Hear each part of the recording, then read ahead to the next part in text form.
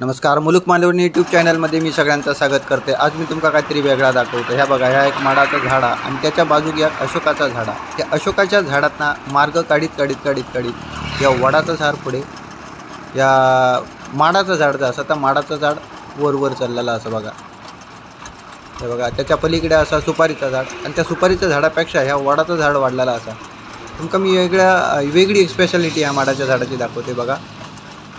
ही बघा, दिसला तुमका? हीच या झाडाची स्पेशालिटी आहे। आता ही स्पेशालिटी कशी काय, त्याची आहे काय ती नाही, तर ही पशुपक्ष्यांची करामत आहे। आता ती कशी काय, तर ह्यो माड जो होतो, ह्यो माड मेल्यानंतर त्याचं शेंडू जो असा तो शेंडू तुटान पडलो। आता रिकामी शेंडू दिसलो की त्याच्यावर पक्षी येऊन बसतले। ताच हैसर झालेला दिसता की वड जो असा, त्या वडाच्या झाडाची पिकलेला फळ जो असा, त्या पिकलेला फळ पक्ष्यांनी खाला। त्याची बी ते पक्ष्याच्या पोटात रावले, त्याच्या आतड्यातनं पुढे चटकले आणि ज्या वेळेला ह्यो पक्षी ह्या झाडावर येऊन बसलो, ह्या माडाच्या शेंड्याच्या झाडावर येऊन बसलेलो, तेव्हा त्यांना जी विष्ट टाकली ती या माडाच्या झाडावर टाकली। आता त्याच्या पोटातनं इलेला जी बी असा, त्या बीवर ती बी जी असा, ती बी हैसर रुजन इली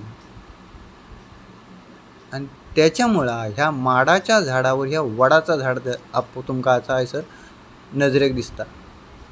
तर अशा प्रकारचे चमत्कार जे असतात, हे चमत्कार फक्त निसर्गामध्ये पशुपक्षी जे असतात त्या पशुपक्ष्यांच्यामुळेच या ठिकाणी शक्य असतात। ह्यो व्हिडिओ जर तुमका आवडलो असत वेगळो, तर या व्हिडिओक लाईक करा, शेअर करा, चॅनलला सबस्क्राईब करा आणि असेच नवनवीन व्हिडिओ बघूसाठी माझ्या चॅनलला आता सबस्क्राईब करून ठेवा।